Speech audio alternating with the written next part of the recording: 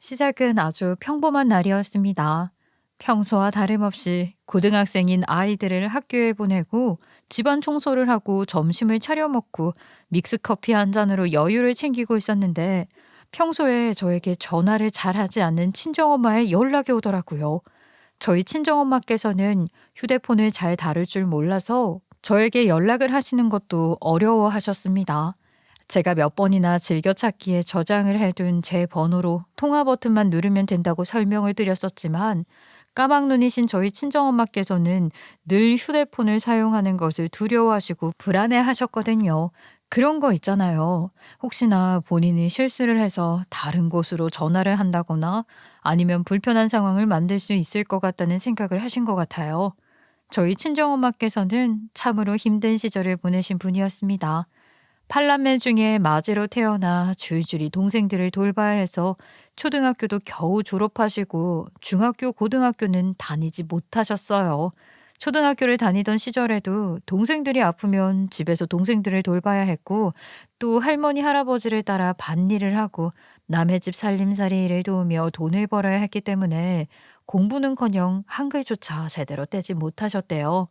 요즘 시대에 그런 집이 어딨어 라고 생각하실지 모르겠지만 저희 친정어머니의 연세가 여든인 걸 생각해보면 또 그런 집안이 있을 수도 있다 생각하실지도 모르겠네요. 강원도에서도 산 넘어 산 깊숙이 있는 시골 마을에서 태어나 평생 동안 밭일을 하셨고 남의 집 소농장에서 일을 하면서 집안의 보탬이 되겠다고 노력을 하셨었대요. 나이 차이가 16살이 나는 막내 동생을 업어 키우시고 막내 동생이 어린 시절에 병으로 세상을 뜨자 조부모님께서는 친정엄마의 탓을 하시며 아들을 잡아먹은 딸년이다 욕을 퍼부으셨대요. 한평생을 동생들을 위해 헌신하셨던 친정엄마는 모질고 모진 가족들의 비난을 견디지 못하고 야밤에 몰래 집을 나와 무작정 걷고 또 걸어 산을 넘었고 동네를 벗어나 서울이라는 도시에 상경을 하셨다고 하셨어요. 그때부터는 닥치는 대로 잡일을 하면서 하루하루를 버티셨다고 하셨어요. 노숙을 한 적이 있을 정도로 돈이 없어 힘든 시기를 보내셨고 그러다가 작은 방이 딸린 24시간 기사식당에서 일을 하시게 되셨는데 그때 주인 부부의 도움으로 식당에서 먹고 자고 하시면서 돈을 모으셨다고 하더라고요. 하지만 이 세상이 부익부 빈익빈 아니겠습니까? 아무리 그렇게 노력해서 돈을 벌어도 막상 남는 건 별로 없었다고 하더라고요. 그러던 도중에 기사 식당에 자주 와서 배를 채우던 막노동꾼인 아버지를 만나 결혼을 하셨다고 하더라고요.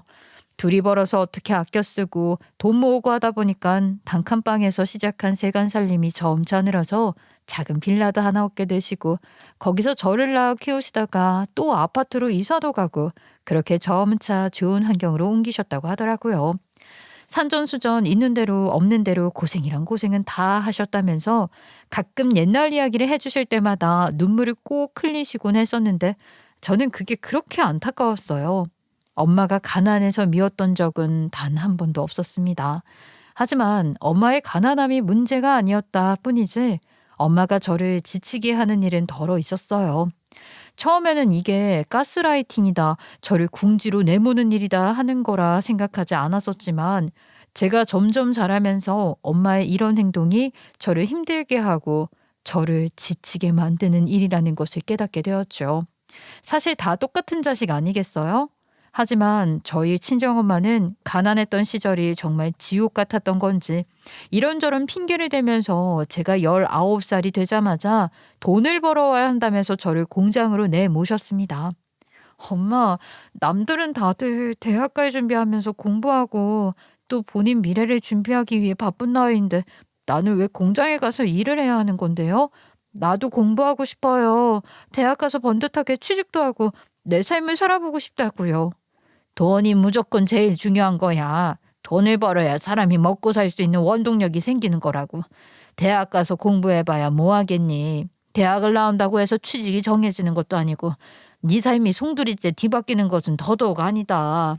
그러니까 잔말 말고 엄마 말 듣고서는 공장에 취직을 해. 돈을 벌어야 하는 법이야. 돈을 벌어와야 한다고 제가 하고 싶은 게 뭔지는 궁금해하지도 않았던 엄마는 세상에서 제일 손꼽아 기다리는 날이 제 월급날이라고 해도 과언이 아닐 정도로 제 월급에 집착을 하셨어요. 제가 월급을 받으면 저에게는 딱 10만 원만 주시고 나머지 돈을 전부 다 가져가셨거든요. 그 돈으로 저축을 해주면 또 모르겠어요. 나중에 제가 시집을 갈 것을 생각해서 돈을 대신 모아주시는 거면 저도 기꺼이 드렸죠. 하지만 엄마는 그렇게 제가 벌어온 돈을 가지고 딴 데다가 사용을 하셨어요. 물론 저희 집이 엄청나게 넉넉한 형편이 아니었기 때문에 제가 생활비를 보태야 하는 것 정도는 이해를 할 수 있었어요. 지금은 죽고 없지만 사실 저에게는 오빠가 하나 있었거든요. 그 오빠가 그렇게 사고를 치고 다녔었어요. 배운 게 없고 학창 시절에도 친구들의 돈을 빼앗거나 늘 싸움박질을 하고 다녔던 개차반 같은 놈이었기 때문에 그 오빠는 돈을 한 푼도 벌어오지 않았거든요. 그러니까 오빠가 사고를 치거나 놀러 나갈 때 필요한 돈을요, 제 월급에서 뚝 떼어다 주는 겁니다. 저는 그게 당연히 불만이었죠. 이거야말로 자식을 차별하는 거 아닌가요? 저는 공부를 하고 싶다고 했는데 제 의견은 완벽하게 묵살을 해놓고 동네에서도 유명한 개차반인 오빠한테 제 월급을 퍼주고 있으니 당연히 불만이 하늘을 찔렀죠. 제가 월급을 통장으로 받고 있었는데 그 통장을 친정엄마가 들고 있었어요. 저에게는 월급날 10만 원만 인출해서 주셨었거든요. 결국 이대로는 안 되겠다 싶어서 공장 사장님께 이야기해서 통장이 아닌 현금으로 월급을 받기 시작했어요. 그렇게 해야 제 돈을 어느 정도 모을 수 있겠다 싶었거든요. 저는 하루빨리 집을 벗어나고 싶은 마음이 가득했기 때문에 딴주머니를 차기로 결심을 했던 거죠. 그런데 월급이 들어오지 않자 이를 이상하게 생각하신 친정엄마가 공장에 전화를 걸어서 제 월급이 어떻게 된 거냐고 물어보았고 제가 월급을 현금으로 받아서 챙겼다는 사실을 알게 되신 거죠. 그 사실을 안 친정엄마는 정말 비 오는 날 먼지가 날 정도로 저를 쥐어 패셨습니다. 가족이 힘들게 살면 한 푼이라도 보탬이 될 생각을 해야지. 네가 감히 딴주머니를 차려고 해? 아니 어떻게 이런 배은망덕한 짓을 할 수가 있어. 너 지금 네 애미가 까막눈이라고 뒤통수라도 치려고 하는 거야? 네가 지금 돈이 뭐가 필요하다고 그래. 우리 가족이 배 굶지 않고 사는 게 중요한 거지. 내가 벌어온 돈으로 전부 놀고 먹는 오빠 배만 불려주고 있는데 내가 왜 생고생을 해서 번 돈을 내 맘대로 쓰지도 못하게 해? 생활비? 그거 줄게요. 내가 월급에서 반만 떼어서 줄게. 돈을 억만금을 벌어오는 것도 아니고 반만 떼서 주면 누구 코에 붙여 이 기집애야. 너는 내가 키워준 값을 받겠다고 하는데 그게 그렇게 불만이야? 엄마가 나 키우면서 해준 게 뭐가 있다고 그래? 오빠한테나 잘해줬지. 그래서 오빠가 저 모양 저 꼴로 일도 안 하고 맨날 술이나 퍼먹고 다니는 거 아니야. 엄마는 산골 깊숙한 동네 살면서 학교도 제대로 나오지 못하고 살았어. 너는 내가 그래도 학업은 마치게 해줬잖니. 그러니까 내가 다 키우면서 해준 거지. 너는 그런데도 은혜를 뒤통수로 갚냐? 엄마가 한글 잘 모른다고 네가 월급을 뒤로 훔치는 것도 모를 줄 알았어? 오빠한테도 그런 공평하게 돈 벌어오게 시키던가 왜 나한테만 우리 가족을 위해서 희생하라고 하는 건데? 네 오빠는 철어다가 크게 한탕할 사람이니까 내가 지켜보는 거다. 딸년이 되어서 엄마 마음도 몰라주고 내가 정말 속이 상해서 원. 그런 식으로 저를 가스라이팅 하셨죠. 저는 딸이기 때문에 엄마 마음을 전부 다 이해해야 하는 사람이 되었어요. 하지만 하나도 이해가 가질 않았어요. 그런 부당한 대우를 받고 살면서 어떻게 이해를 할 수 있겠어요? 그러다가 우리 친정엄마의 가슴을 후벼 파는 일이 생기게 되었죠. 그렇게 사고만 치던 우리 오빠라는 놈이 술을 처먹고 시비가 붙은 겁니다. 정신없이 싸움박질을 하다가 시비가 붙은 상대를 계단에서 확 밀어버렸는데 의식을 완전히 잃어버린 겁니다. 사람이 죽었나 싶어서 놀라서 도망을 치던 오빠는 무단횡단을 하다가 그대로 차에 치여서 병원에 가보지도 못하고요. 그 자리에서 눈을 감고 말았어요.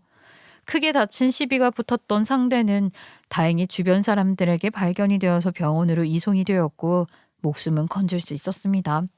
하지만 머리를 크게 다쳐서 재활치료를 오랜 시간 해야 한다고 하더라고요. 오빠가 갑작스럽게 하늘로 떠나버렸기 때문에 장례를 치르고 있었는데 그 시비가 붙었던 상대 가족들이 찾아와서 치료비를 내놓으라고 소송을 걸겠다고 아주 난리를 친 거죠. 근데 저희가 법에 대해 조금만 알았어도 가해자인 오빠가 이미 세상을 떠나버렸기 때문에 공소권이 없다는 사실을 알았을 텐데 글쎄 까막눈이던 우리 엄마도 나이가 어린 저도 소송이라는 말에 덜컥 겁을 먹어서 치료비를 주겠다고 약속을 하고 각서까지 쓴 것입니다. 결국 그 이후부터 저는 버는 돈은 족족 죽어버린 오빠가 친 사고를 수습하느라 써야 했어요. 정말 천만다행히도 머리를 크게 다친 것에 비해 회복 속도가 빨랐던 상대방은 재활치료 3년 하고 다시 정상적인 생활을 할 수 있게 되었어요. 하지만 그 3년이라는 시간 동안 제가 번 돈은 물론이고 우리 부모님이 소일거리하면서 번 돈까지 전부 쏟아부어서 치료비를 보태야만 했습니다. 거기다가 마지막 치료가 끝난 뒤에는 보상금이니 위자료니 그걸 받아야겠다고 해서 제 이름으로 대출까지 받아서 그 돈을 물어주어야 했어요. 나이가 들면서 소송이라는 게 그렇게 무서운 게 아니었고 겁을 그만치 먹을 필요가 없었다는 걸 알았을 때는 참 허망하고 우리 친정엄마가 원망스럽더라고요. 평생에 도움이 안 되는 그 오빠놈 때문에 제 인생을 몇 년이나 허비했다고 생각을 하면 아직도 분통이 터져요. 그러니까 제가 친정엄마와 좋은 관계를 유지하고 살 수 있었겠습니까? 친정엄마가 나이가 들면 저에게 이런 부탁 저런 부탁을 해도 저는 듣는 채도 안 했어요. 친정엄마의 고집에 제가 고생했던 꽃다운 시절을 생각하면 아직도 가슴이 아프거든요. 한창 성인이 되어서 자유를 만끽해도 모자랄 시간에 하루 종일 공장에서 먼지 먹어가며 일을 하고 벌어둔 돈은 전부 오빠놈 때문에 빼앗기고 몇 년이나 노예 같은 생활을 했는지 모르겠네요. 그 시절만 생각하면 친정엄마가 원망스러워서 견딜 수가 없습니다. 제가 말대꾸를 하거나 반항이라도 하면 바로 손찌검이 날아오는 것도 모자라 집에서 나가라고 맨몸으로 나가라고 소리를 고래고래 지르셨거든요. 전부 다 자기가 못 배워서 자식들에게 무시를 받는다고 피해자 코스프레까지 하셨거든요. 그러니 제가 어디에 가서 부당함을 이야기나 하겠습니까? 그렇게 있는 돈 없는 돈 다 털어서 줄 거 다 주고 그러고 난 뒤에 친정엄마도 이빨 빠진 호랑이가 되었구나 하고 느끼게 되자 저는 이 집구석을 탈출해야 한다고 생각을 했어요. 그 돌파구로는 결혼을 선택한 거고요. 제 남편은 정말 누가 봐도 괜찮은 사람이었어요. 제가 어떻게 살았는지 구구절절 이야기를 했을 때 제 손을 꼭 잡아주면서 너무 고생했겠다고 저 대신 눈물까지 흘려주는 자상한 남자였거든요. 저의 생활력에 의지까지 더해진다면 앞으로 먹고 사는 일은 어떻게든 해낼 수 있지 않겠냐며 저에게 결혼을 하자고 말을 해주더라고요. 저는 하루빨리 집구석을 떠나고 싶었고 우리 남편이 정말 존경받아 마땅할 정도로 공감도 잘 해주고 올바른 사람이라고 생각을 했기 때문에 더 볼 것도 없다. 결혼하자 마음을 먹었습니다. 남편을 만나서 제 인생에도 한 줄기 빛이 드리웠다고 생각을 했고 또 우리 남편에게 존경심을 가지게 되었으니 이 사람이 정말 나의 짝꿍이구나 하게 된 거죠. 남편을 존경한다고 하면 요즘은 여자가 너무 자존감이 떨어지거나 어딘가 모자란 거 아니냐 하는 생각을 하시는 분들도 있더라고요. 남자가 잘해봐야 남자지 세상에 좋은 남자가 어딨어 하는 분들도 많고요. 근데 제 남편 자랑이 아니라 정말 너무너무 좋은 사람이었어요. 결혼을 한 이후부터 정말 제가 생각지도 못한 방법으로 저희 친정부모님을 챙겼거든요. 전 솔직히 말해서 저희 친정부모님이 늘 남편에게 저자세로 나오시고 또 저에게 지은 죄가 있다는 생각을 나이 먹어서 하게 된 것인지 절절 매셨으니까 연락도 자주 안 하고 잘 찾아뵙지도 않았었거든요. 솔직히 제가 과거에 받은 상처가 너무 커서 연락을 하고 싶지도 않았고요. 그리고 여자가 시집을 갔으니 시댁을 먼저 챙겨야 하지 않나 하는 편협한 생각을 하기도 했고요. 제가 당하고 살았던 시기가 있었으니 당연히 그래도 된다고 생각하고 늘 어려운 부탁은 친정에 하고 효도는 시댁에 하고 있었던 거죠. 이런 저를 남편이 크게 꾸짖더라고요. 당신 장모님한테 언제 마지막으로 전화드렸어? 장모님이 서운해하시더라. 어떻게 된 게 살가워야 할 딸은 연락이 한 통도 없고 사위가 챙기고 있냐고. 바깥 일 하느라 힘들 텐데 시간이 어디 있어서 전화를 하냐고 물어보시더라. 당신 우리 엄마한테 전화 걸었어? 왜? 뭐 부탁드릴 거 있었어? 나는 아직도 엄마랑 통화하는 게 좀 그래. 불편하고. 아휴, 부탁은 무슨 부탁. 안부 전화 드리려고 한 거지. 당신 말이야. 항상 우리 엄마가 이것 좀 해와라 저것 좀 해와라 하면 군소리 없이 제깍제깍 내내 하면서 왜 장모님이 부탁하는 건 어렵다고 거절하는 건데. 자기 부모님한테 잘해야 나중에 후회하지 않는 법인 거야.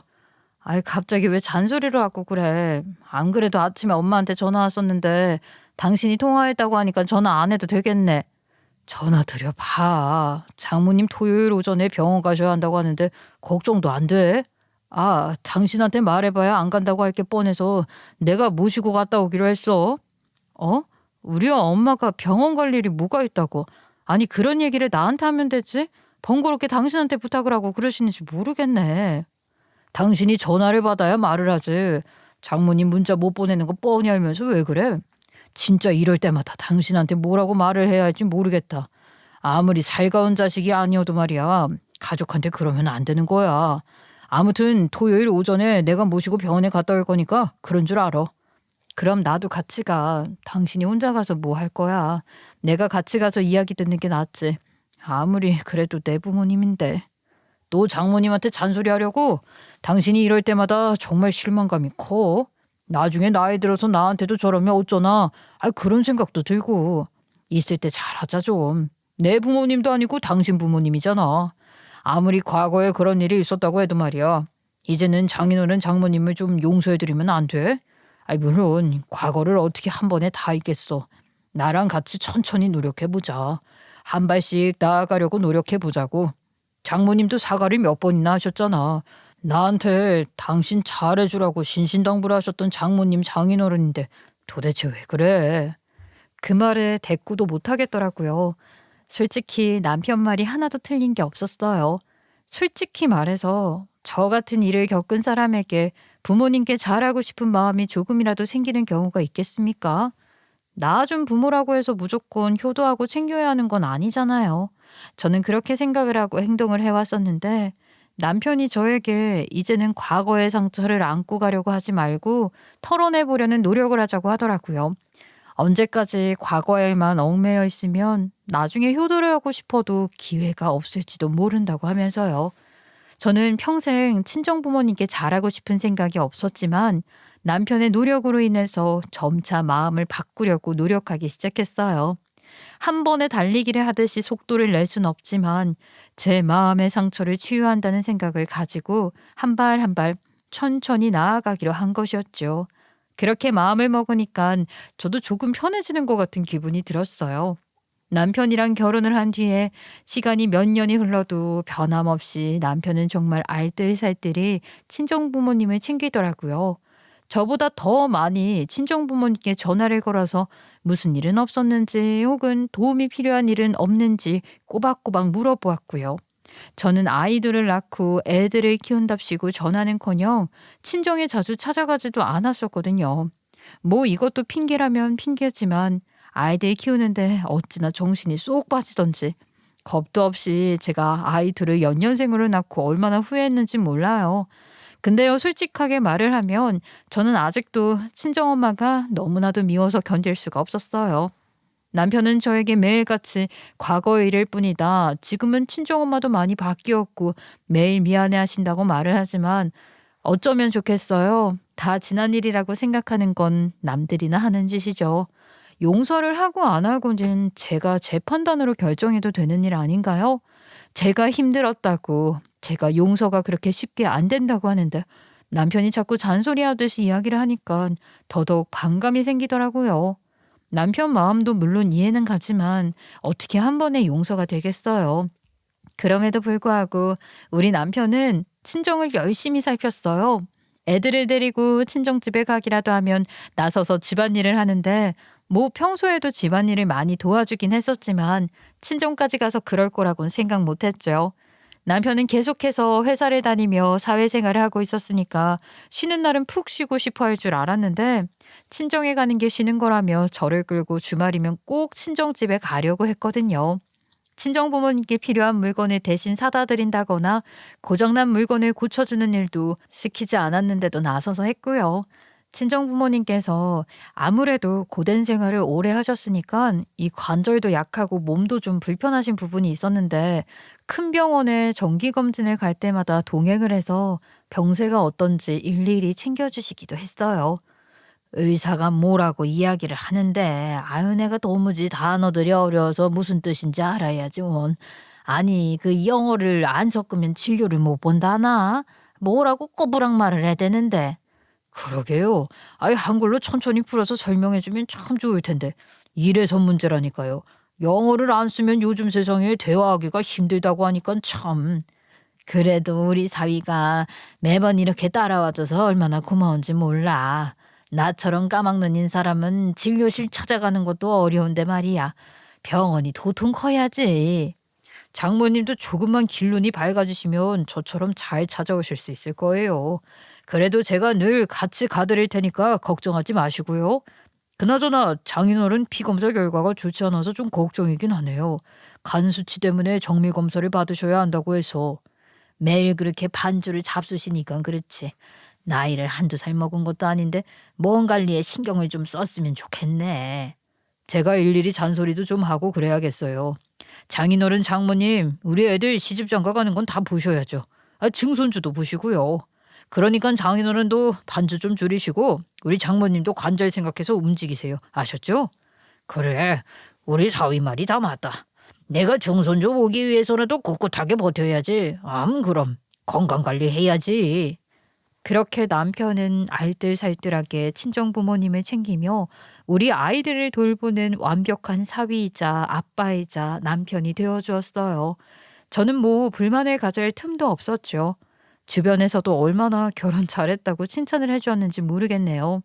남편이 주변 사람들을 비롯해서 친정에 잘하는 건 제가 나서서 자랑을 하지 않아도 보였거든요. 남편의 행동이 너무나도 가정적이니까 자연스럽게 주변 사람들의 부러움을 사게 되었지요. 제가 다른 건 몰라도 결혼 하나는 정말 잘했다 싶은 생각이 절로 들었어요. 물론 가끔은 너무 친정 편만 들어서 삔또가 상할 때도 있었지만요. 친정아버지의 간 수치는 조금 높게 나왔지만 운동을 열심히 하고 반주를 끊으면 좋아질 수 있는 가능성이 충분하다는 병원의 검진 결과도 받게 되었습니다. 그 뒤로 별 문제가 없이 시간은 잘 더 흘러갔어요. 우리 첫째 아이는 고등학생이 되었고 그 사이 아버지는 반주를 끊지는 못하셨지만 그래도 병원에 꼬박꼬박 다니시면서 건강관리를 하셨거든요. 하지만 모든 일은 한순간에 일어나는 법 아니겠습니까? 어느 날 갑자기 아버지께서 쓰러지셨고 놀라서 병원에 가보니 아버지가 뇌출혈이라고 하더라고요. 갑작스럽게 생기는 병이라 대응을 할 시간도 없었어요. 남편이랑 저랑은 연락을 받고 놀라서 병원으로 달려갔는데 친정엄마는 혼자서 수술동의서에 사인을 하느라 고군분투를 하고 계시더라고요. 남편이 나서서 친정엄마에게 설명을 해드리고 수술동의서에 사인을 한 뒤에 친정아버지는 응급수술에 들어가게 되었지만 애초에 발견이 너무 늦은 상태였고 나이가 벌써 80에 가까워지셨기 때문에 체력적으로도 한계에 도달하신 건지 며칠간 눈을 뜨지 못하셨고 결국은 그대로 회복하지 못하시고 사망을 하시게 되었습니다. 너무나도 갑작스러운 죽음이었기 때문에 가족들은 받아들이지 못하고 힘들어했어요. 특히나 평생을 지지고 볶고 사셨던 친정엄마가 무척이나 힘들어하시더라고요. 남편은 친정엄마를 옆에서 내내 보필하면서 장례 준비를 했고 저는 넋이나가 아무것도 하지 못했습니다. 그제야 후회가 되더라고요. 부모님께 짜증 좀 덜 낼 걸, 더 챙겨드릴 걸, 왜 그렇게 모질게 굴었나 싶은 거 있죠. 남편이 저한테 있을 때 잘해야 된다고 했던 말이 이제야 실감이 났어요. 아버지가 그렇게 허망하게 가신 이후부터 저는 친정엄마와의 사이가 많이 회복되었습니다. 그렇게 장례를 치른 뒤에 저는 조금씩 변화를 하려고 노력했거든요. 친정엄마 혼자 남았기 때문에 연락도 자주 드리려고 노력을 했고 말이죠. 친정아버지께서 돌아가신 지 5개월이 지난 어느 날 우리 시댁이 서울이 아닌 대전에 있었는데 시어머니가 서울로 이사를 오게 되었다고 말을 하셨어요. 너무 뜬금없는 이사라서 뭔가 싶었죠. 서울로 이사를 오신다고요? 아니, 대전에서 꽤 오랜 시간 뿌리 뻗고 지내신 줄 알았는데 갑자기 웬 서울로 오신다고 그러세요? 응, 아예 서울이 대전보다야 훨씬 뭐가 많고 좋지 않겠니? 서울에 큰 병원들도 많이 있고 내가 나이가 드니까 자식들 옆에서 살고 싶다는 생각이 들더구나. 자식들이 죄다 서울에 살고 있으니 서울에 있어야 한 번이라도 더 보지 않겠어. 아무튼 이사하기로 했다. 집도 다 계약했어. 여기 집은 처분했고. 아이, 그럼 이사는 언제 하시는데요?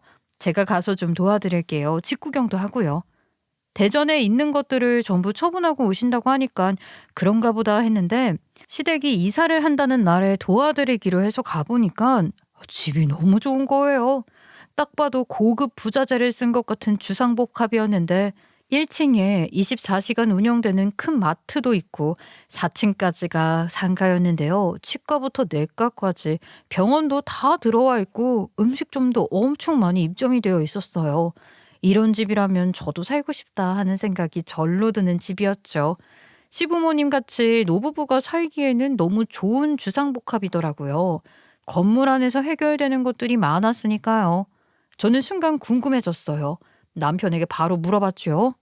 여보, 아니 시부모님이 무슨 재산이 있어서 이렇게 비싼 집을, 그것도 방이 4개나 딸린 48평짜리 주상복합을 살 수 있었던 거야? 아니, 물론 뭐 대전에서도 브랜드 아파트에 살고 있긴 했다지만 대전 시내 쪽도 아니었고 집값 차이가 꽤 많이 날 것 같은데 이런 집으로 이사를 올 수 있는 재력이 있으셨나 싶어서 말이야. 왜? 우리 부모님은 서울에 살 형편이 아니라고 말을 하는 거야 지금? 우리 부모님도 서울에 와서 사실 수 있지. 우리 아버지 경찰일 오래 하셨던 거 몰라서 그래? 연금도 받고 계시고. 그동안 뭐 우리 아버지께서 이뤄내신 업적이 대단하시니까 초청 강의 같은 것도 여러 번 다니시고 능력 있으니까 이런 집 구하시는 거지. 그게 뭐가 문제야? 아야, 아니 나는 그냥 궁금해서 물어본 건데 왜 이렇게 버럭하면서 말을 하고 그래? 그냥 이야기하면 됐지. 발끈하면서 할 이야기야 이게? 그러니 남편도 은근히 멋쩍었는지 헛기침 2번 하더니 자리를 피하더라고요. 웃기는 놈이다 싶었죠. 시댁이 서울로 이사를 오면서 저는 조금 더 바빠졌어요. 자식들 옆에서 자식들이랑 부대 끼고 싶다고 하신 시부모님이 우리 부부와 신혼의 가족을 자주 불러내서 밥을 먹자고 하시고 휴일을 보내자고 하셨거든요. 그동안 우리 남편이 친정집에 열심히 했던 게 있었으니까 저도 남편만큼은 아니어도 시댁에 잘하려고 노력을 했지요. 시부모님께서는 10수년 동안 각기 다른 지방에 살면서 명절이나 무슨 일 있을 때만 얼굴을 보고 살았던 것에 대한 보상을 받고 싶으셨던 건지 시도 때도 없이 우리를 불러내셨어요. 그래도 뭐 기꺼이 가서 얼굴을 비추려고 했습니다. 그러니까 자연스럽게 우리 친정엄마를 잘 안 챙기게 되더라고요. 친정아버지 돌아가셔서 혼자 외롭고 쓸쓸하실 텐데 제가 잘 챙겨야 한다는 건 마음으로는 알고 있었지만 몸으로 실천하기가 어려웠어요. 시댁 식구들 보고 오면 진이 다 빠졌거든요. 그러니 쉬는 날 친정엄마를 챙겨야 한다는 걸 자꾸만 미루게 되는 거예요. 제가 일을 안 하니까 친정엄마를 평일에도 좀 살펴보면 되는 거 아니냐 싶은 생각도 하실 텐데 고등학생이 된 아이들이 학교에 가면 오전 중으로 집안일하고 점심 챙겨 먹고 나서 그때부터 잠시 애들 학원비라도 벌어볼까 싶어서 제가 파트타임으로 아르바이트를 했었거든요. 5시간짜리 아르바이트가 끝나면 애들이 학원 갔다 올 시간이라 저녁 차려주고 그랬지요. 그러니까 저도 나름 바쁘다는 핑계로 친정엄마를 잘 챙기지 못한 거예요. 그러다가 평일에 하루 아르바이트를 쉬는 날이었는데 여유를 부리며 집안일 좀 하고 믹스커피 한 잔을 딱 타온 순간 우리 친정엄마에게 전화가 걸려온 겁니다. 평소 먼저 전화를 하시는 법이 잘 없어서 무슨 일인가 싶어 그때 전화를 받았더니 우리 친정엄마가 흐느끼시는 게 아니겠어요? 엄마, 울어? 왜 그래? 무슨 일이야? 무슨 일 있어? 뭔데요? 울지만 말고 말을 해봐. 예, 내가 정말로 이대로는 못 살겠다. 너무 힘들어서 못 견디겠다 이 말이야. 아이고, 내 처지가 불쌍해서 어떻게 사냐. 아유, 이게 무슨 소리야. 갑자기 왜 그러는데. 아버지가 돌아가신 이후에 외로워서 그러는 거야? 걱정이 덜컥거렸지요. 인꼬 부부들은 빈자리를 엄청나게 느낀다고 하잖아요. 친정아버지가 돌아가신 지도 1년 가까이 되어가니까 많이 적적하고 외로우신가 보다 싶어서 죄송스러운 마음이 들더라고요. 근데 친정엄마 입에서 나온 다음 이야기가 너무나도 충격적인 것이었어요. 배가 고파서 못 살겠다. 배가 고파서. 집에 쌀도 다 떨어지고 먹을 게 하나도 없어서 더 이상은 배고파서 못 살겠다고. 아니, 이건 또 무슨 소린가 싶더라고요. 쌀이 다 떨어지고 먹을 게 하나도 없다니요? 아니, 요즘 세상에 배가 고파서 죽겠다는 사람이 어디 있어요? 아니, 물론 있기야 하겠지만은 우리 친정엄마는 적어도 돈 걱정은 안 해도 된다고 생각하고 있었거든요. 왜냐하면 아버지의 간 수치가 애매하다고 나왔을 때 부랴부랴 아버지께서 보험을 가입을 하셨다는 걸 알고 있었기 때문이었어요. 남편이 부모님을 설득해서 보험을 가입하는 게 좋을 것 같다고 권유를 했고, 부모님께서는 워낙 남편이 하자는 대로 잘 따라주셨었으니까 보험을 가입하셨었거든요. 심해부가 보험 일을 하고 있었기 때문에 보험에 대해서는 빠삭하게 알고 있었고요. 남편이 좋은 상품 몇 가지를 추려와서 부모님께 설명을 해줄 때도 제가 옆에 있었기에 당연히 아버지 사망보험금으로 생계를 이어가고 있을 거라 생각했단 말이죠. 제가 분명히 아버지 돌아가신 뒤에 물어봤었거든요. 엄마한테 보험금은 어떻게 했냐고 하니까 잘 처리했다면서 지급 신청했으니까 곧 통장에 들어올 거라고. 자기 노후는 걱정 안 해도 된다고 했었는데 갑자기 돈이 없다는 게 무슨 말인지 전혀 이해가 안 가는 거예요. 엄마, 보험금은 어떻게 된 건데? 지급 신청도 했고 돈 들어올 거라고 걱정 말라고 한 게 벌써 언젠데 돈이 없다는 거예요.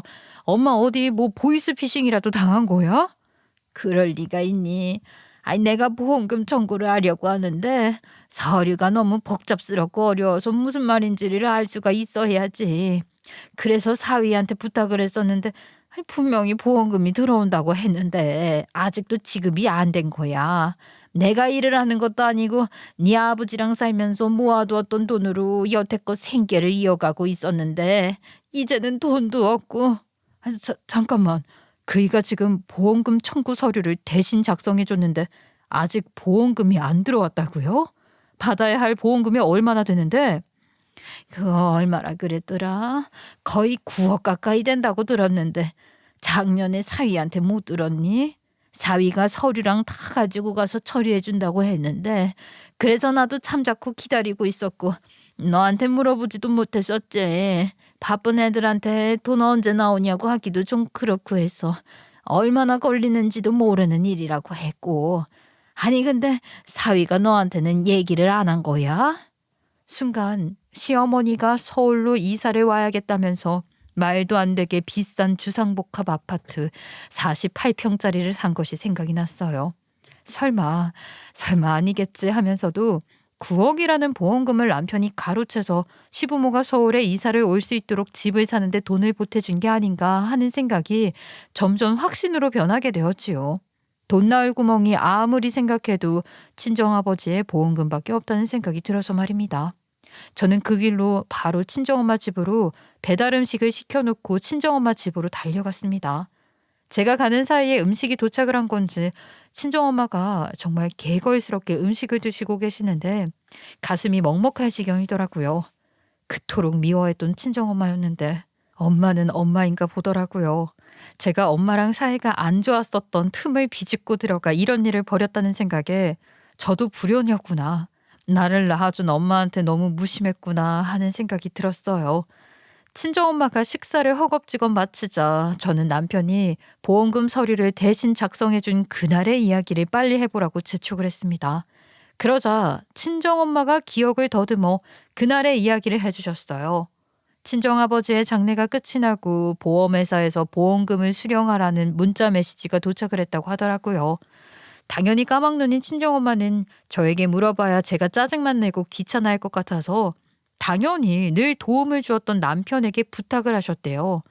장모님, 요즘 힘드실 텐데 제가 도와드릴 수 있는 일이 있어서 다행이에요. 이 보험금 청구 서류는 다루는 게 꽤 복잡하더라고요. 그러게 말이야. 이 서류가 너무 많고 뭘 어떻게 해야 할지 모르겠어. 도와줘서 고맙구나. 내가 우리 사위 덕분에 아주 마음이 든든해. 아유, 물론이죠. 제가 하나하나 설명해 드릴게요. 자, 여기 보시면 이게 보험금 청구서인데요. 먼저 보험금 지급 청구 사유서라는 게 있어요. 여기에는 보험금 지급 사유를 자세히 적어야 하는데 의학 용어나 법률 용어가 많이 들어가서 어려우실 거예요. 아이고, 말로만 들어도 정말 어렵구나. 내가 이해할 수 있게 좀 더 쉽게 설명해 줄 수 있겠나? 네, 장모님. 간단히 말해서 여기에는 장인어른께서 보험금을 청구하실 수 있는 이유를 적는 거예요. 그런데 의료 기록이나 보험 약관에 있는 내용을 정확히 써야 해서 제가 대신 적어 드릴게요. 장모님은 그냥 사인만 하시면 돼요. 사위가 이렇게 발벗고 도와준다니 정말 고맙구나. 아이, 근데 이건 뭐니? 보험금 지급 계좌 정보 확인서? 이건 보험금을 어디로 지급할지 정하는 서류예요. 여기 계좌번호를 적어야 하는데 혹시 장모님 계좌번호 아세요? 아유, 그거는 내가 잘 기억이 안 나네. 어디 적어뒀었는데 말이야. 괜찮아요, 장모님. 제가 제 계좌번호를 적어 놓고 나중에 장모님 계좌로 옮길게요. 그렇게 하면 더 안전해요. 요즘 은행 사기도 많고 제가 처리하면 더 확실하니까요. 괜히 장모님이 들고 계시다가 보이스피싱이라도 당하면 안 되니까 제가 잘 받아둘게요. 그래, 그래. 우리 사이가 알아서 해준다면 내가 안심이 되겠구나. 그런데 이건 또 뭐야? 아까 뭐 대리인 위임장이라고 했나? 아유, 뭐 이렇게 사인할 것도 많고 복잡한 게 많은 건지 나 같은 사람은 보험금 타먹을 수도 없겠네, 정말. 이건 장모님이 저를 대리인으로 지정하는 서류예요. 이렇게 하면 제가 모든 절차를 대신할 수 있어요. 복잡한 부분은 제가 다 처리할 수 있으니 장모님은 신경 쓰지 않으셔도 돼요. 여기 사인만 해주시면 돼요. 우리 사위가 그렇게 말하니 믿음이 가네. 여기 사인만 하면 되는 거지?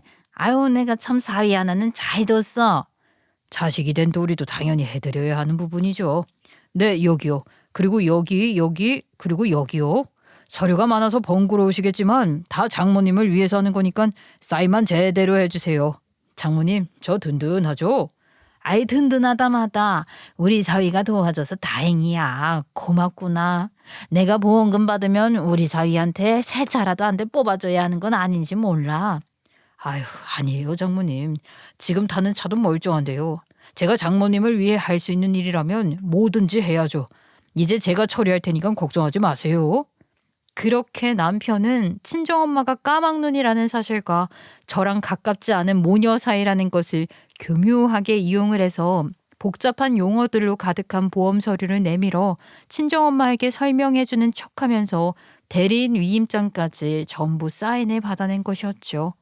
그렇게 남편의 계좌로 보험금이 들어오게 되었고 친정엄마께는 보험금이 아직 들어오지 않았다면서 차일피일 미루다 그 돈으로 시어머니에게 48평짜리 주상복합을 사는데 돈을 보탰던 것입니다. 친정엄마는 늘 한결같이 친절하고 자상하게 본인을 보살펴준 사위가 본인의 뒤통수를 치고 보험금을 가로챌 거란 생각을 아예 하지도 못한 것이었어요.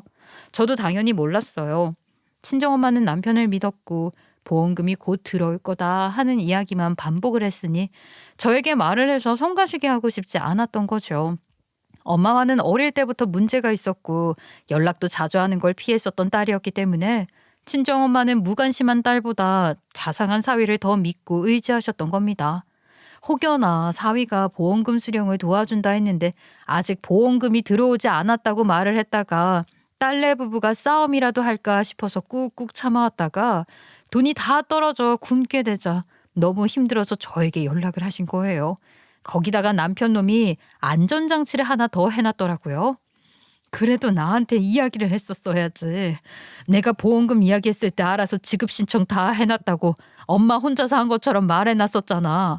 그이가 해주겠다고 대리인 위임장이니 뭐니 가져간 사실을 말을 했었어야지. 아유, 사위놈이 글쎄 말하지 말라고 하더라고. 왜 너 20살 때 공장에서 벌어왔던 돈 말이다. 그거 내가 죽은 네 오빠한테 다 쏟아부었다고 사위놈한테 이야기를 하면서 그랬다며. 내가 보험금 타면 한 톨도 남김없이 다 가져가서 보상받을 거라고. 사위놈이 그 이야기를 해주면서 나한테 보험금 들어와도 말하지 말고 그거 어디 적금 부어놓고 나중에 시니어 타워인지 노인 타워인지 뭔지 그거 들어가서 쓸 거라고 자리 맡아뒀다고 돈 없다는 식으로 말을 하라고 했단 말이야. 그래야 내 노후를 보장받을 수 있을 거라고. 저는 물론 그런 말을 한 적이 없었습니다. 남편 놈이 거짓말로 친정엄마를 깨어낸 것이었죠. 평생 그 부분을 잘못했다고 저의 눈치를 보고 있었던 부분이었기 때문에 친정엄마는 정말로 그 돈을 전부 빼앗기고 거지꼴로 쫓겨날까 봐 걱정을 하셨던 모양이에요. 친정엄마가 바보 같다고 생각하시는 분들 당연히 있으시겠죠. 살면서 남들에게 치이기만 했던 친정엄마를 옆에서 보살펴주고 의지를 할 수 있게 만들어준 사람이 남편이었기 때문에 친정엄마는 세상이 무너진다는 거짓말도 남편이 했다면 믿으셨을 뿐이셨어요. 경제적으로 어려움을 겪고 있다는 사실을 알릴 주변 사람도 없었고 저에게 이야기를 해봐야 좋을 게 없을 거라 생각한 친정엄마는 남편의 말만 믿고 무작정 몇 개월을 그렇게 기다리신 겁니다.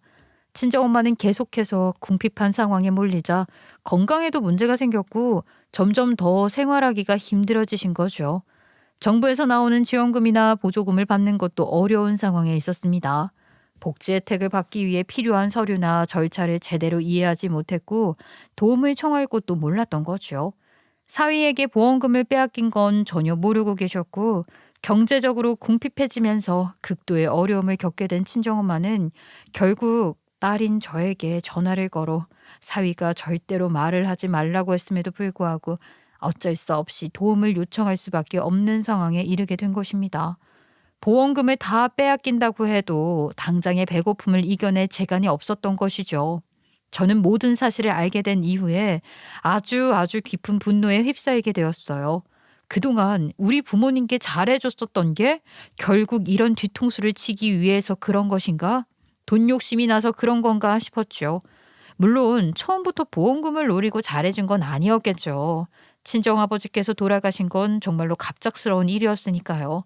하지만 결국의 결론은 아버지의 보험금을 가로채 시댁의 배를 불려준 거 아니겠습니까? 저는 바로 친정엄마를 모시고 변호사 사무실을 찾아갔고 소송을 위한 준비를 시작하게 되었습니다. 보험금이 남편의 계좌로 이체가 된 증거부터 제가 친정엄마의 휴대폰에 있는 녹음 기능을 켜드렸었는데 남편과 통화를 한 기록들부터 시작해서 모든 관련 증거를 수집하기 시작했어요. 보험금에 대해 전문적으로 다루는 변호사를 찾아간 덕분에 법적으로 처벌을 할 수 있는 방법을 모색했고 보험금 반환을 요구하는 민사소송을 제기하기로 했습니다. 보험금 반환 및 손해배상 청구를 한 거죠. 그와 동시에 변호사는 형사소송도 진행하자고 하더라고요. 사기 및 횡령 혐의로 남편에게 형사 책임을 묻기로 했습니다. 참 절차가 복잡하더라고요.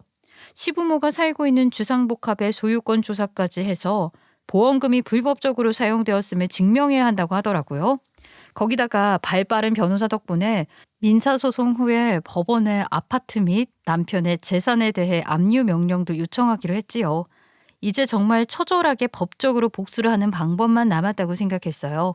그날 저는 변호사와 모든 절차에 대해 상의를 한 후 친정엄마를 모시고 집에 가니 퇴근하고 돌아온 남편이 깜짝 놀라더라고요. 아니, 장모님이 저희 집에는 웬일로 오셨습니까? 웬일? 네가 사람 새끼냐? 중간에서 우리 아버지 보험금을 가로채서 시댁의 주상복합 떡하니 마련해드리고 입을 씻어? 야, 아무리 우리 집이 만만해 보여도 그렇지. 이건 아니지. 평생을 너를 믿고 의지해온 우리 엄마 뒤통수를 쳐? 그렇게 돈 욕심이 났어? 화가 나서 소리를 바락바락 지르니까 남편 놈이 아무 말도 못하더라고요. 지가 저지른 일이 전부 다 밝혀졌다는 것을 깨달았는지 오히려 정신머리가 날아간 것 같은 얼빠진 얼굴을 하더라니까요. 아니 이런 일을 평생 비밀로 할 수 있을 거라고 생각이라도 한 건지 기가 막히더라고요. 내가 자네를 얼마나 믿었는데 이렇게 뒤통수를 칠 수 있나.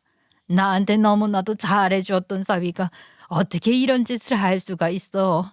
나는 꿈에도 몰랐네. 우리 딸이 내 보험금을 전부 다 가로챌 거라고 거짓말까지 해가면서 그 돈을 챙겨. 아이고. 너 같은 놈이랑은 더 이상 못 살아. 네가 얼마나 우리 엄마한테 잘했는지 우리 가정에 충실했는지 늘 고맙게 생각했었는데 그게 전부 돈 때문에 한 행동 같아서 더 이상은 믿을 수가 없어. 애들도 이제 성인 되려면 1, 2년밖에 안 남았고 앞으로 지들 앞가림 알아서 잘하겠지. 평생 당신이 하는 행동에 의심하면서 피곤하게 사느니 그냥 이혼을 하는 게 낫겠어. 그러니까 이혼해. 내가 그동안 처가에 얼마나 헌신을 다해서 잘해줬는데 이혼을 하자는 이야기를 해? 그동안 내가 노력한 만큼의 보상을 받은 거라 생각할 수도 있는 거 아니야. 당신이 하지 않은 일은 내가 다 챙기고 다 해왔는데 이깟 일로 이혼이라는 게 말이나 돼? 내가 얼마나 처가에 잘했는지 뻔히 알면서 9억이면 싸게 먹힌 거지. 싸게 먹혀? 미친 거 아니야 진짜? 너 때문에 우리 엄마가 며칠을 굶은 줄 알아? 너는 사람으로서 하지 말아야 할 짓을 한 거야. 지금도 그런 짓은 안 한다고. 누가 보면 아주 열렬하게 효도한 줄 알겠다.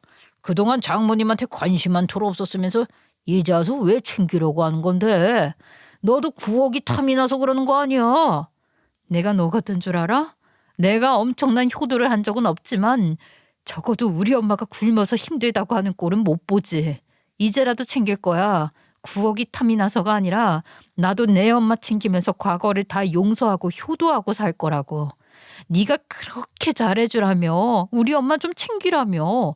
그래서 내가 물불 안 가리고 챙기려고 그런다. 왜? 그렇게 소리를 친 이후에 저는 변호사와 같이 시부모도 고소를 했습니다. 부당이익을 취득했으니까요. 물론 고소장을 접수할 때 일부러 대전까지 가서 했어요. 시아버지가 경찰로 오래 일을 했었다고 했잖아요. 대전에 있는 경찰서에서 근무를 했었기 때문에 일부러 시아버지에게 쪽팔림을 주러 대전까지 가서 고소장을 접수한 거죠. 제가 할 수 있는 모든 치졸한 방법을 다 써서 어떻게든 얼굴 못 들게 다니고 하겠다고 결심을 했기에 그렇게 한 겁니다.